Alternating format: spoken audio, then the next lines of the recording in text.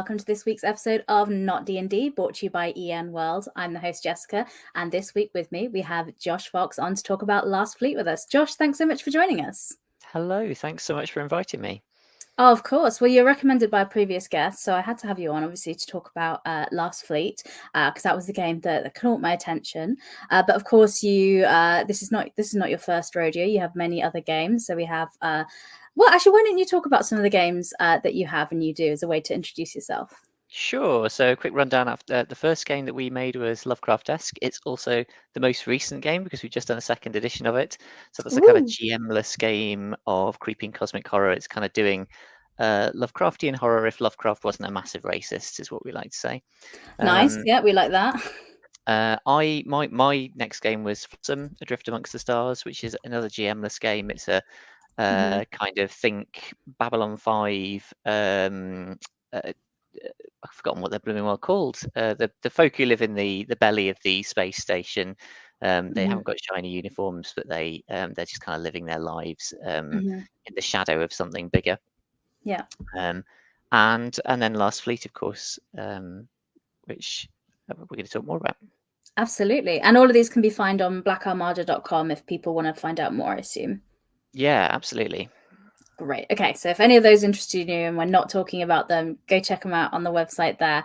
But this week, as we're saying, we're going to be talking more about Last Fleet. But before we dive into that, I would love to be nosy about you and your life, if that's okay, and talk about you as a games designer. So what were your early kind of tabletop RPG experiences? Like, do you remember what your first game was?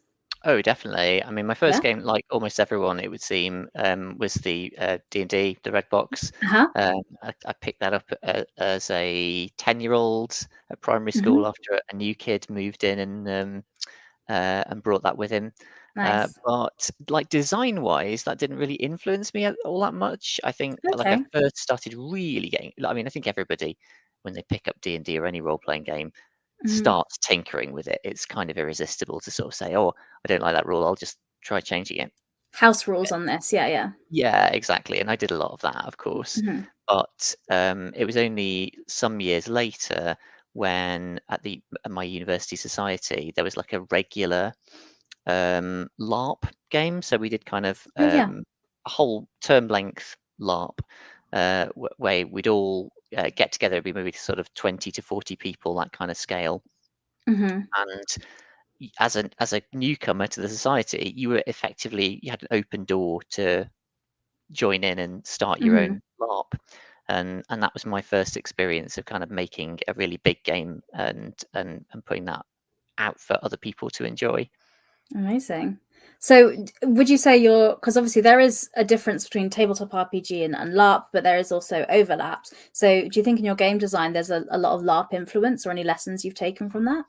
Well, I would say that LARP has a lot of kind of human interaction component to it, if I can put it that way. Kind of relationships are a big core of that, because if you're playing in a LARP, you haven't got the GM there all the time kind of throwing new stuff at you. Sure. And therefore you have to kind of create interesting stuff to do yourself. And I mean, now I design tabletop games, and obviously it is designed with a view of the GM's going to put stuff your way, but I very much like to design games that encourage and create space for players to ping off each other, basically, to have interesting relationships with each other, and to not just be sat there waiting for whatever the GM's going to say next. Nice. I really like that approach. That sounds really good. Well, that'll segue us into Last Fleet, because Last Fleet is a lot about relationships and human connection. When I was reading through, so the game is out and available now. So if people are interested, you can go pick it up right now if while you're listening or watching this. And it was funded on Kickstarter successfully in 2020. So congratulations to get anything done that year, because what a time. And the following year in 21, it was nominated for an Indie Groundbreaker Award for the best rules. So this game has been around and established for a little while. So you can check that out on the website now. But if you could introduce us to what Last Fleet is, give us an idea of the world and how you pitch it to people. Yeah, cool. So Last Fleet it's about the last brave survivors of a terrible attack by aliens on human civilization they're on board this small fleet of ships, and they're fleeing for their lives across space, pursued by the same aliens that destroyed their homeworlds. If that sounds familiar, Battlestar Galactica, it is. That's the inspiration, but Yeah. it's its own world now, really. The big difference being that instead of it being about robot Cylons, the big bad, as you can see in the picture there, is this kind of extra dimensional fungus entity thing, this alien intelligence that it can get into people's heads Oh, and wow. influence them. It can create kind of pod people that infiltrate the fleet. And of course, it can pop up anytime, anywhere, just like you can see in that picture. Kind of big portal opens up, and suddenly you're under attack. Oh, So it's got gosh. that same kind of vibe of desperation that comes from Battlestar, but it's its own setting. Marvelous. And the game does come with its own setting that you're describing, so we'll talk about that a bit first. But I do want to point out that you have consciously made support for people to create their own settings. So if people did see this and were like, actually, I do want to run Battlestar Galactica, they absolutely can with this rule set. Is that fair to say? Oh, 100%. And you wouldn't need to reskin it in terms of the characters. They are very much the type of characters you might see in Battlestar. You'd just be fighting big robots, I guess. Yeah, so you can do so. But let's talk a little bit about the setting that you've created here, because obviously it's great to have a toolkit game where you can create your own settings, and that's fantastic. No, it does that. But what about tell us a bit more about the setting that is provided? Like you said, it's a fungus based or inspired sort of enemy that you're fighting. What was your inspiration for that? I mean, I just find fungi quite creepy, and so Last Fleet's kind of it's not a horror game as such, but it has a horror vibe running through it. Sure. If you play a game of it, you're probably at some point going to end up going, and to write horror games, which I like to write stuff with a horror vibe to it, you kind of have to channel something that you find creepy, I think, and that's where I am with fungi. I think they're beautiful. But the way that they operate of actually infiltrating and pushing their way into living things, it's quite paranoia inducing, I would say. I mean, just thinking about, for example, those mushrooms that can implant themselves into ants and make them into kind of zombie slaves. There's Oh, a real like thing. the Last of Us inspiration, isn't it? Yeah, that one as well. And Yeah. yeah, I love Invasion of the Body Snatchers. I love anything where there's a sense of, am I really, can I trust other people? Am I really safe here? Am I even me? I love that stuff. Yeah, identity crisis and paranoia. So Mm. fab. So that's very much what we're going to be exploring in the game with the setting. Then I guess is yeah. Well, yes. So there's a kind of one of the reasons why I wrote the game the way I did was because my other half, like we love Battlestar, and we love the idea of infiltrators, but she really hates the idea of playing a traitor. So I didn't want to write the kind of game where anyone might be a traitor, and you're all kind of there's not a PvP element to it. Sure. It's not the case that you're forced to play somebody who might turn out to be a baddie, but there are sort of dials in the game that you can twiddle to. You can deliberately play a character who has that kind of traitor backstory, but you're playing the good guy. You're playing the person who thinks they're a goodie, but actually they're a sleeper agent. So you get to kind of have your cake and eat it, if you like. Oh, nice. I like that approach. That works really well. So I assume that would be something you'd have a session zero and agree what style of game you'd want, with the GM to run that. But what sort of guidance do you give to people running this sort of game to get the tone and the right sort of atmosphere for the game? Well, it's powered by the apocalypse, so it comes with a quite a structured set of guidance for how to run the game, in the form of principles that sort of tell you what kind of, not just what to do as a GM, but also kind of how to do it, the kind of the approaches that you might take. And there's a lot of guidance there in terms of helping you to understand what your options are in terms of the type of games you might run. You could run a really strong military science fiction game here. You can run a politics style game. You can run a something kind of a mix of the two. And there's a lot there as well in terms of structuring, as you mentioned, creating your own setting, creating your own starting point for your campaign. So was, as you mentioned, it's kind of powered by the apocalypse. So was the main reason you chose that for that accessibility and toolkit setting?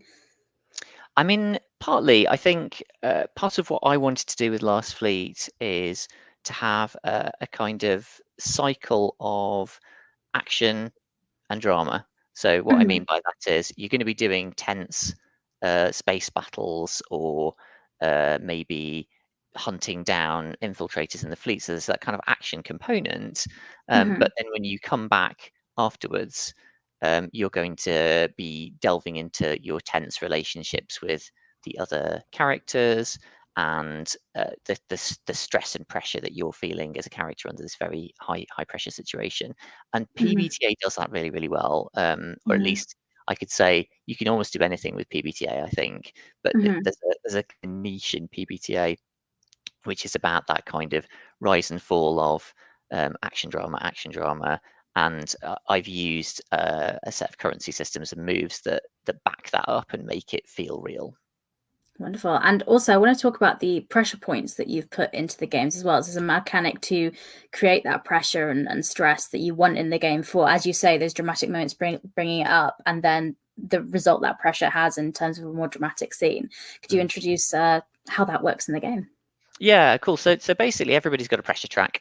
It's a 5-box pressure track, and you can like voluntarily up the pressure on yourself to give yourself bonuses to dice. So, and that means that it's very easy to succeed at stuff if you want to. You've always got the option to say, oh, you know what, I failed that roll, but I don't want to, so I'll just take a bunch of pressure, pass the roll after all. But then you're stuck with the pressure, and you've kind of got two ways that you can handle that. There are some moves which help you to reduce the pressure by going and doing kind of out of control crazy stuff, like going and getting drunk and sleeping with your best friend, or going and having a tense emotional conversation with somebody back on the fleet. And so those create drama and story by virtue of you like taking your pressure down. But there's another option, which is to allow your pressure to get out of control. And then there's something called breaking point. When your pressure track fills, it basically means you're no longer able to use your pressure till you do something really big, like lose control of yourself, hurl yourself into a dangerous situation without backup, tear a strip off somebody, a superior officer, something like that. Really get yourself into trouble. So whichever way you go, you're going to get some really cool character drama to go with the action that you've been feeding using by spending pressure. Nice. I really like that. And I loved how that mechanic particularly stood out to me. I wanted to highlight it because it did exactly what you said. You wanted moments of action and moments of kind of drama, if that's phrasing it the right way. But yeah, that really liked that. So obviously, powered by the apocalypse for character creation, we're looking at playbooks. How have you structured the playbooks in the game? Yeah, so it's a bit weird. What I've done is create a playbook for every astrological sign, and that's kind of inspired by Battlestar Galactica, because all of the characters there are from planets that are named after the signs of the zodiac. So yeah, each playbook kind of represents a personality archetype combined with maybe a kind of role in the story. So you've got the Scorpio, who is the sleeper agent infiltrator type character. You've got Leo, who is like a bombastic fighter pilot type. You've got Pisces, who is kind of weird and otherworldly. And maybe what about Aries? Asking for no reason. Yeah, Aries is one of my favorites. Aries is obviously the headstrong, throw themselves into danger, and often I created this one for my other half, who loves to play this type of character. They're a kind of super like best of the best pilot type, but who can't control their own emotional urges. Well, they sound great to me, and not at all fitting for any people in real life. But yeah, okay, great. So and so the moves are kind of made around that. But in addition to the playbook around the star signs, I know you added roles as well, and this is where you, like you said, it leaned quite nicely into the Battlestar, Galactica sort of vibes as well, being as part of Last Fleet. So the roles are different, like jobs or things you'd have on the ship. Is that right? Yeah, that's right. So you've got the officer, like as in senior officer. You've got pilots. You've got investigators who might be a journalist or somebody hunting infiltrators. You've got a sort of influencer politician type role, An and influencer. an Nice. engineer scientist type role. So you've got all the kind of stuff that you saw on that TV show, basically. Mm-hmm. And each one of those, so you can combine any one of the 12 playbooks with any one of those roles. Mm-hmm. So, I mean, with character creation being that way, one thing I do like about Powered by the Apocalypse, it's great for people that are new to role playing games, or also it's good for a one shot for people to kind of pick their characters because it doesn't take too long. Is that the same in Last Fleet as well? Is that something that would be quite approachable for new people? Yeah, absolutely. And it's very typical of PBTA in that it's kind of Mm-hmm. quick. Choose 5 stats. Mm-hmm. Choose a couple of cool special abilities from a list of maybe 6. You get to choose a role, as we've just discussed. Mm-hmm. So the only thing which might be might be quite approachable for new role players and maybe harder for existing role players, I guess, is the need to create interesting relationships with your characters. So every Okay. playbook comes with a set of relationship questions, and you'll choose a couple of those to ask to either members of the player group, or you can point them at NPCs so that you start the game with some interesting character relationships. So you can do Perfect. all of that pretty quickly if you're minded Mm-hmm. to. Yeah. So and speaking about running the game, I'm wondering about the structure of it because does it I see from the looks of it, it can be run as a one shot or it Mm. can be a campaign as well. So does it differ in the style that you structure a story in Last Fleet based on what you're doing with that? Yeah, so I think because the game is so focused on that kind of drama action cycle and leaning on that pressure mechanic, it works differently when you do a one shot. You kind of want to start Hmm. things a bit more in media res. I guess that's quite common anyway. Hmm.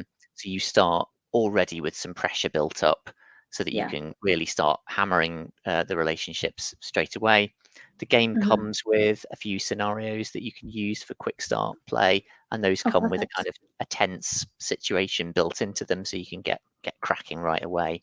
But in either case, I think the rhythm is quite similar, and a thing that I Hmm. do, even if you're doing a campaign, I always start the game, and this is written into the game. I always start by saying something just happened. So you've just had something go wrong, basically. Hmm. What was the mission? What were you trying to do? Why did it go wrong? Who got hurt? And so you already start out kind of on the back foot a little bit and Hmm. scrambling to handle it, which is very chimes very well with the genre of the game. Hmm. Yeah, I'm imagining this for campaign play so well because, like you say, you can have different sessions which are more dramatic and ones which are the fallout of that. And obviously, it's with the adversary you've created, it's really easy to sprinkle it in when it makes sense for the story because it's like you say, they can pop up through this worm. Is it a wormhole? Is that the right term, or is it? Yeah, kind of. Yeah, I don't Yeah. know. I am not a physicist. Don't Okay. do not write to me about wormholes. But yeah, it's like a rift in space, whatever. Okay, the rift. Yeah, I didn't want to use the wrong term at the internet about it, but because these rifts can appear at any time, it's kind of must make it very nice to kind of prompt a story along in that way because you can add that in when it makes sense. So obviously in a campaign, I'm thinking you would have, like you say, these moments of being chased, and you get these respites, and then they get closer and closer together. But how would you bring a campaign to a conclusion in this story? Because that would be the bit I'd be worried about. Is like, how do I give a satisfying conclusion in an adventure like this? Well, I mean, a good example, we recently played a campaign which Hmm. listen to, by the way, is on our actual play podcast, Black Armada Tales. Oh, perfect. And that we did have to do that. The way that Mhm. went, it ended up driving towards a confrontation. There were two Mhm. big warships in the fleet in this game, and the players were associated with the smaller of the two. The actual admiral of the fleet was on this other bigger ship, but it turned Mhm. out the admiral had become compromised. Oops, spoilers. Um, Mhm. and yeah, there was eventually, if you get to the end, you'll find there's a big confrontation between the two of them, and the climax was finding out basically, do they get defeated? If they succeed in overcoming the big ship, do they Mhm. ever find out who they can trust and who they can't? Do Mhm. they have enough resources left to keep going? So there's a kind of Mhm. it was built in a way, and I really like to do this with any game, Mhm. that you've kind of wrapped up something big, you get a feeling of satisfaction, but there's Yeah. still stuff left over that you kind of think, oh, I could have a season 2 if I wanted to. Okay, great. I like that very much. That sounds good. Yeah, because I think giving like you say, that moment of satisfaction for something, and I like in this game, it feels like there is the option that you could all die. That could be the end. And I Mm. don't think in this sort of story that would feel necessarily wrong. Obviously, as long as the table were happy with that and that they knew that was a possibility. But in this sort of story, when you're scrappily fighting for a long time and against an adversary, and the ending can be a sad or tragic ending. So I like that there's all the different possibilities for what it could be. Um, Absolutely. And I'd also say the game mechanizes death a little bit. So oh if yeah. somebody dies that you care about, you suddenly get a big pile of pressure dropped on you. Basically, the stronger your Mm-hmm. relationship, the more pressure you're going to get from that. So even if somebody dies mid-campaign, it generates, it's not just kind of like, well, roll a new character. It's more like, oh no, we lost someone we really cared about, and now we're going to use that to feed the angst, feed the sadness. So yeah, it's a lot of fun. Fantastic. Well, that's great to hear. So, the best place to pick up a copy if people are interested is on the website. And like as you mentioned, you do have the actual play show if people want to hear about it. And I think there are links to it. I'll put a link in the show notes on Spotify for it. But I think you've got all the links for the podcast on the Black Armada website as well. So that's all there for everyone. Fantastic. I'm coming up near to the end of our time, so I do want to ask if you have anything else you'd like to kind of share about the game, or anything that we haven't kind of touched upon when we've been talking about Last Fleet. Great question. You'd think I'd know the answers to that, wouldn't you? Oh, I'll just mention the alternate setting as well, because I think it's quite cool. So Oh it yeah. comes with a second setting called Promethea Damned. It's written by Gav Thorpe of Warhammer Mm-hmm. 40,000 fame. And Oh, it's I'll just read what it says on the back. It says, teleporting cities flee from the god of death. It's kind of um, nice. a neo-Greek Greek cities in space being pursued by death, yeah, which I think is pretty awesome. Wow. Yeah, and it shows the flexibility of the system, that it can be something as out there as that. Like, yeah. So fantastic. I love to hear that. Well, as we're coming up near to the end of our time, thank you so much for coming on and sharing Last Fleet with us. It's great to hear. I do You. have a question for you that I ask everybody that comes on the show, which is, do you have any other tabletop RPGs you'd like to recommend or highlight while you're here? Oh, definitely. So I mean, I have a huge long list, of course, but I will try and confine myself to a small number.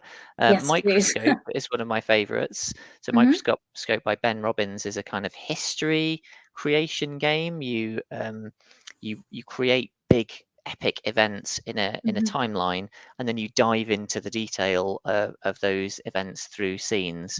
So you Okay. can end up creating an entire history of like an intergalactic empire or something like that. Oh Um, wow. I find that really enjoyable. It's very unusual as a role playing experience, and nearly always after people have played it, they come away Hmm. saying, "Oh, I really want to play a campaign set in that now," because it's designed for kind of one-shot play rather than campaign. Okay. Hmm. Um, if I can have a second bite at the Yeah, of cherry, course, of I'd course. like to mention Apocalypse Keys. We've actually got a run of it on the podcast. We've played a long campaign of it, and that is it's a kind of supernatural investigation game. You're all playing monsters who themselves are teetering on the brink of going bad and potentially causing an apocalypse. But their job, because they're so powerful, they're the only ones who can stop other monsters from going bad and causing an apocalypse. So you kind of you seek out these potential harbingers of the apocalypse and try and stop them from ending the world. And it's got that same sort of feel that Last Fleet does of drama together with the investigation and fighting monsters angle. So I love it. Fantastic. Those are some great recommendations. Thank you very much. And I may be sneakily reaching out to those people to invite them on to talk in more detail about those games. But yeah, Josh, thank you so much for coming on the show. It was really great hearing from you. I would love to have you back on again to talk about any future projects. So please do stay in touch. But for now... Yeah, and can I just mention... Lovecraft-esque is, as I mentioned, just had its second edition kickstarted. That what I just held up there was the sample copy that we've got from our manufacturer. So imminently we will be getting the finished game. So go and check that out. It's on BackerKit. You can pre-order it now. And there's as you can see, it kind of looks a bit more like a board game, but you can get a physical copy or you can get a Roll20 virtual playroom too. So. Perfect. That sounds great. Well, thank you very much for coming on the show, and thank you to everyone who watched or listened. We'll be back next week with Not DnD to tell you about more different tabletop RPGs. Thank you very much for joining us. Bye.